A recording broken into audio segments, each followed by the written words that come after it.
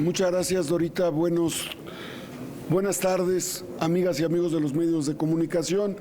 Solamente para informarles que semana a semana, después de la sesión de la Comisión Permanente, la presidencia de la Comisión Permanente dará una rueda de prensa para dar cuenta de los temas que se aborden o para abordar temas de interés de la opinión pública.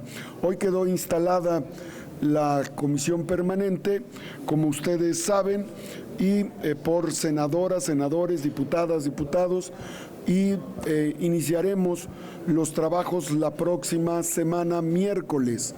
Estaremos convocando a las 11 de la mañana para iniciar sesión en el Pleno. El reglamento establece 3 horas mínimo de sesión y las sesiones corresponden al mes de mayo, junio, julio y agosto para iniciar el último periodo, el último año legislativo de esta legislatura. Estos son los temas que corresponden a la agenda que tendremos en la Comisión Permanente. La próxima semana estableceremos un calendario, aprobaremos el reglamento interno de conducción, seguramente habrá algunas observaciones, las someteremos a votación y a partir de la próxima semana, con calendario en mano sobre las sesiones correspondientes a mayo, junio, julio y agosto, estableceremos los criterios cronológicamente hablando para los efectos de integración de las 3 comisiones que corresponden a la Comisión Permanente del Congreso de la Unión. Ese es el comentario que tengo para ustedes, por si hubiera alguna pregunta. Sí, presidente, tenemos preguntas. La primera. Gracias, Sandra. Sin duda fue una sesión muy fructífera para nosotros en la mesa. El tema de las diferencias naturales que se viven en el Congreso, en la Cámara de Senadores, es parte de la práctica legislativa, hay que darle vuelta a la página. Como ustedes observaron, yo llegué a saludar a todas y todos mis compañeros, porque tenemos que construir siempre consensos y la actitud y la disposición, la prudencia siempre ayuda, la cortesía política ayuda a construir armonía, y esa va a ser la tónica. Vamos a tener un periodo de la Comisión Permanente amplio, y tiene que haber cordura, tiene que haber prudencia, tiene que haber respeto. Seguramente va a haber disensos, seguramente va a haber polarización, seguramente encontraremos posiciones encontradas, porque estamos en un proceso electoral en 2 estados de la República, en Coahuila y en el Estado de México, y eso va a traer materia política electoral a la Comisión Permanente, pero vamos a ser escrupulosos como lo hicimos durante todo este año en la mesa directiva del Senado de la República. El resultado de ayer consideramos que es muy bueno, son muy buenas noticias para las mujeres en México. Se aprobó esta reforma 3 de 3, que es un reclamo de las mujeres, de las familias, a favor de los niños. También hay una muy buena noticia para los jóvenes, porque disminuimos la temporalidad, más bien la edad para que puedan tener acceso a pleno a sus derechos de votar y ser votados, y desde luego la participación en la administración pública, que es también una oportunidad para la formación de profesionales en el ejercicio de la función pública. Así es que consideramos nosotros que hay avances importantes. Desde luego, los dictámenes que fueron aprobados tienen un acento dirigido hacia la austeridad, hacia la protección de los jóvenes y hacia la defensa de las mujeres, fundamentalmente. Permítame insistir, presidente. Usted comenta que es algo algo natural, y no, esto fue un espectáculo. Y más allá de todo esto, usted como presidente se tuvo que necesitar la intervención, porque por más que usted nos comenta que solamente fue un abrazo, un apapacho por parte del presidente para este tema del cierre de sesiones ordinarias, lo cierto es que se tuvo que necesitar pues el apoyo, vamos a decirlo así, de presidencia, para que los ánimos aquí al interior del Senado, al interior, por supuesto, de la bancada morenista, se tuvieran que apaciguar. En ese sentido, pues no somos ciegos, ¿no? Las imágenes hablan más que 1000 palabras. ¿Y qué opinión tiene al respecto? Gracias, Sandra. Tú eres una periodista profesional muy joven, que tiene mucha experiencia. Pero en la historia de los congresos ha habido tomas. No sé si recuerdes cuando entraron a caballo o con tractores. No sé si recuerdes cuando se han aprobado reformas constitucionales y ha habido plantones, manifestaciones. Ha habido presidentes de los congresos que han tenido que despachar en las galerías. Ha habido presidentes de las cámaras, tanto de diputados como de senadores, que incluso en la instalación del Congreso de la Unión para tomarle protesta al presidente de la República han tenido que entrar por la puerta trasera. Es decir, no es lo deseable, pero el respeto a la libertad de expresión, cuando se aplica, pues obviamente implica que se den este tipo de situaciones. Yo no veo nada anormal. Como estoy formado, Sandra, en el asambleísmo, a los 19 años quiero decirte que me tocó como primera experiencia, siendo estudiante de la Facultad de Administración Pública de la Benemérita Universidad Autónoma de Puebla, conducir o ser parte de la conducción de una asamblea ejidal, y había problemas en el uso de en la posesión de la tierra, pues estuvieron a punto de linchar a un ejidatario, imagínate. Y me ha tocado estar presente a lo largo de 34 años de mi vida en procesos donde los comités de agua potable, a la hora de hacer cuentas y ver que hay desfalcos, pues la turba, en ocasiones perdidos en la racionalidad, buscan hacer justicia por propia mano. Entonces, no es lo normal, pero sé cómo se conduce la masa, cómo se da la conducta de masas y cómo debemos evitar el proceso que nos lleve a la generación de violencia. ¿Qué hicimos? Evitamos. Creo que la conducta fue correcta. Los senadores, senadoras que desearon mantenerse en el recinto del Pleno lo tuvieron.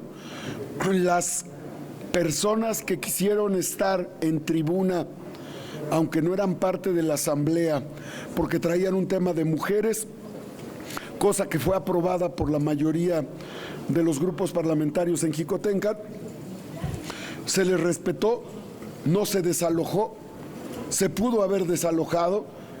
La ley y el reglamento permite el desalojo de quien es ajeno al recinto legislativo, pero en alguien debe de caber la prudencia. Cuando no hay prudencia, cuando no existe el cuidado, se da la confrontación mayor. Yo les puedo asegurar que de mi parte va a haber siempre en la conducción de todas las sesiones, va a haber absoluta prudencia. Cuando exista un acaloramiento mayor, cuando exista una pérdida de liderazgo emocional. ¿Qué es el liderazgo emocional? La capacidad de control, de autocontrol.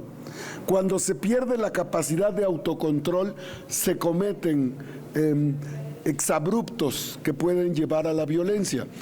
Cuando eso sucede, o cuando eso suceda, que puede darse en cualquier asamblea, bueno, pues lo que haremos es declarar un receso para procurar que la racionalidad intelectual permita a los legisladores conducirse con apego al reglamento. Mi última pregunta, presidente. ¿Sí o no se chamaqueó a la oposición precisamente antes de cerrar las sesiones ordinarias con el tema del INAI? Tu pregunta, que es muy valiosa y muy importante, casi es como una pregunta si fuera una biometría hemática, ¿no? Que requiere una precisión científica. Yo no te la puedo contestar. ¿No? No te la puedo contestar. Ok, gracias. Porque no me corresponde a mí contestártela, porque yo soy el árbitro. Gracias. Soy el órgano de gobierno. Carlos Guzmán, de CMX Noticias. Senador, buen día, o como dirían por ahí, se ratificó, más bien dicho, el que los jóvenes puedan tener acceso a cargos de elección popular, en el caso de diputados. Es preguntarle, en este caso, el pro y contra. Creo que usted es el ejemplo del pro, en alguna medida de encabezar una asamblea ejidal, pero que también refleja justamente lo que los jóvenes buscan de acceder al poder a temprana edad. Muchas gracias. Muy buenas preguntas, Carlos. Yo primero le diría a la audiencia, a los medios, que en el Senado estamos combatiendo la exclusión. En el Senado se busca, se privilegia darle oportunidades a todas las minorías, a todas. Un joven de 18 años no puede ser excluido, porque si a los 18 años estás en ejercicio pleno de tus derechos, o sea, eres sujeto de derechos y de obligaciones. Si cometes una falta puede ser sancionado, si cometes un ilícito puede ser penalizado, puede ser encarcelado. ¿Por qué no puede ejercer sus derechos plenos? Claro, los procesos que tienen los propios partidos, son los partidos los que tienen que buscar un método de selección a esos candidatos para que puedan ser posibles candidatos o precandidatos a un cargo de elección popular. Pero en ese sentido la exclusión creo que no es correcta. Yo estaba haciendo asambleas a los 19 años, asambleas ejidales, claro, asambleas comunales, en asambleas de padres de familia, en comunidades indígenas, en comunidades. Esta es una labor que hacen los jóvenes cuando están en el servicio social. Entonces, los jóvenes que están en el servicio social tienen una enorme oportunidad de crecimiento y claro, ya corresponde a cada quien. Yo fui presidente municipal a los 21 años en Puebla, Catzingo, Puebla, un municipio de 50,000 habitantes. Y pude serlo porque antes tuve esta experiencia de haber estado en asambleas y eso me permitió pues conocer cómo se construye la gobernabilidad. Construir la gobernabilidad con consenso, legitimidad y aceptación te permite sobrevivir. Necesitas crecer sin duda emocionalmente, pero yo siempre estaré a favor de que se le dé oportunidad a las minorías y siempre estaré a favor de los jóvenes por mi propio origen, por mi propia experiencia. Todas las elecciones en las que he participado, todos los cargos que he tenido de elección popular han sido por elección directa, no he sido designado. Entonces, hay que darle oportunidad a los jóvenes. La experiencia que yo tuve me permite y me obliga a abrirle oportunidades a más jóvenes, mujeres y jóvenes, a partir de los 18 años. Por eso voté con contundencia en esa minuta. Los grupos parlamentarios todos están en su legítimo derecho de acudir a las instancias judiciales para proceder conforme a su criterio convenga. Y con respecto al extraordinario, bueno, eso requiere del consenso de 2/3 partes. Si los grupos parlamentarios en las juntas de coordinación política de diputados y de senadores lo acuerdan, pues obviamente se procesa en la mesa directiva de la Comisión Permanente del Congreso de la Unión. Ese sería. Fernando Moctezuma, de Síntesis Legislativa. Buenas tardes, presidente. Pues nada más, creo que es una pregunta obligada de qué platicaron ayer en Palacio Nacional con el presidente, qué les dijo, porque aquello de que pasaron a saludar, pues la verdad es que yo no me lo creo. Gracias. Es que tú tienes otros datos. Más o menos, sí. Y eso es. Miren, es muy importante al término del periodo tener un reencuentro. Y yo le agradezco al presidente Andrés Manuel López Obrador que nos haya convocado en el marco del cierre del periodo ordinario. Y sin duda, como lo hacemos en todos los encuentros, él nos comenta, nos expone los proyectos, cómo van concluyendo, esos proyectos que definen a la Cuarta Transformación, que nos definen a nosotros y que tienen que ver con la soberanía energética y que tienen que ver con la recuperación del país para las y los mexicanos, que tienen que ver con la austeridad republicana, que tienen que ver con la separación del poder económico global internacional del poder político para que éste le sirva a todos. Y de toda esta transformación que cuando se dio la independencia, la reforma y la revolución, se generaron marcos normativos resultado de esas gestas históricas. En esta cuarta transformación, que también es una gesta histórica del 2018, lo que hemos reformado, diputados, diputadas, senadoras, senadores, tiene el mismo impacto legislativo con respecto a lo que ha sucedido en las otras tres transformaciones. Esa fue la explicación que nos dio el presidente.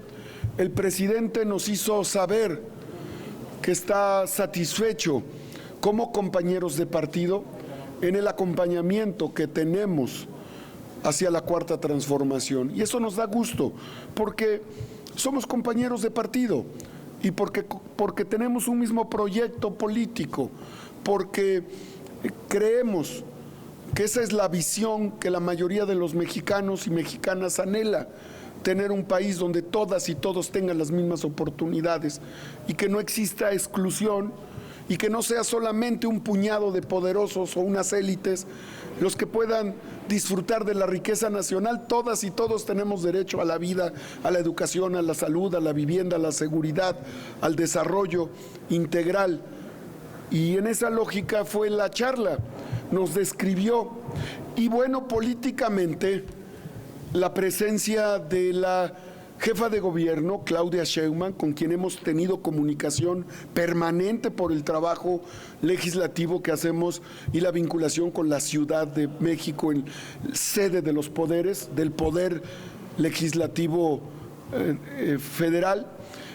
La relación directa, estrecha, igual que con la jefa de gobierno que tenemos con el secretario de Gobernación, porque es el enlace del presidente de la República con el Senado, donde hemos revisado agenda, hemos trabajado de manera abierta, clara, transparente, en una vinculación institucional, y que en esa misma lógica la relación que hay con el canciller, que es sin duda un extraordinario secretario que le ha dado voz fuerte a nuestro país frente a todas las naciones y ha llevado la política exterior del presidente de la República con respecto a la soberanía nacional de las naciones.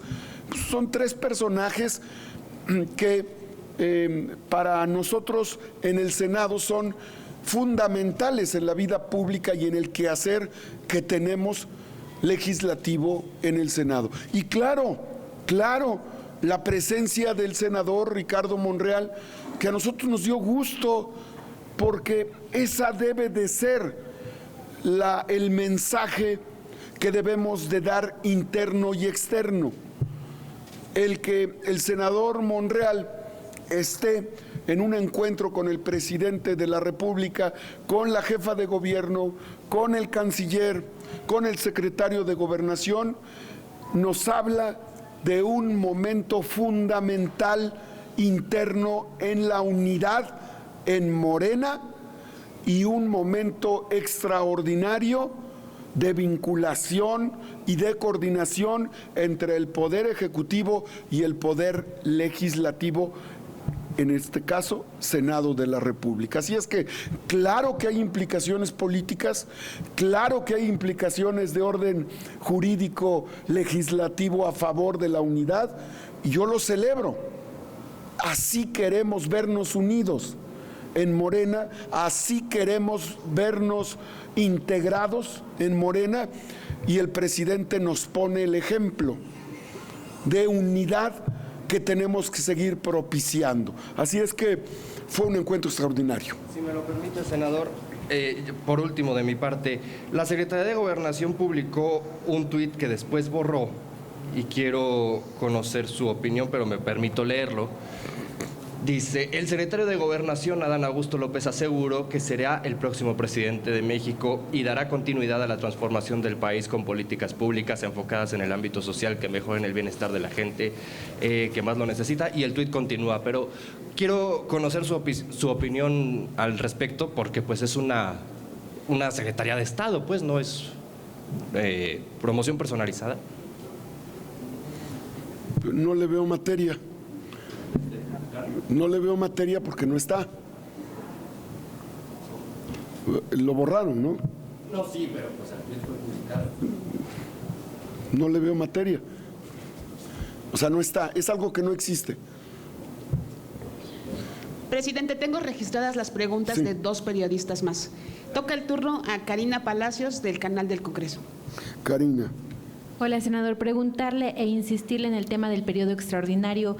En caso de que este se llevara a cabo, ¿se estaría contemplando a lo mejor los nombramientos del INAI? Ayer, pues, el INAI manifestaba su preocupación por la falta de acuerdos en este tema. Sí, Karina, seguramente cualquier posibilidad, así lo subrayo, posibilidad de ello que tú comentas, tiene que ser el resultado de la conciliación entre las 2 juntas de coordinación política, de diputados y de senadores. ¿Por qué? Porque nosotros en la mesa no podemos procesar algo así, porque no se requieren 2/3 partes. Y donde se hace la conciliación de un acuerdo de esta magnitud es en las juntas de coordinación política. ¿Qué ha sucedido en el pasado? En el pasado reciente y en el pasado no reciente y en el pasado muy pasado. Cuando hay un tema de interés del Ejecutivo Federal, lo procesan a través de las juntas de coordinación política, lo acuerdan y entonces lo envían a la mesa. Así ha sido en la historia. Puede ser, sí, puede no ser también. Como dijera el filósofo de Güemes. Finalmente, presidente, le pregunta Georgina Saldierna, de La Jornada. Georgina. Gina. Sí, senador. A ver, para preguntarle, la oposición dice que va a judicializar todas las reformas que se aprobaron en la madrugada, bueno, salvo la 3 de 3, con el argumento de que se sesionó de manera ilegal. Mi pregunta es si están firmes estas reformas o qué futuro le ve usted. La sesión de ayer es absolutamente legal y es absolutamente legítima, porque hicimos los procedimientos de manera escrupulosa. Nos instalamos en mesa directiva. La mesa directiva estableció un acuerdo por mayoría donde se define el recinto.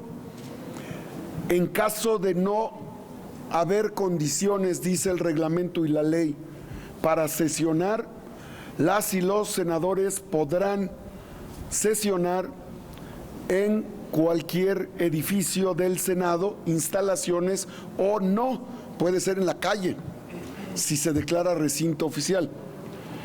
En este caso, acudimos, está el acuerdo, están los escritos que se dieron de manera puntual. El edificio de Xicoténcatl es una sede del Senado. El Teatro de la República, es más, pudimos haber sesionado en Querétaro. y hubiera sido legal y, legítimo. Por lo tanto, hubo legalidad. Soy una persona que procura que todos los actos que conducen mi actividad estén apegados a la ley. Es más, he sido extremadamente flexible, al límite,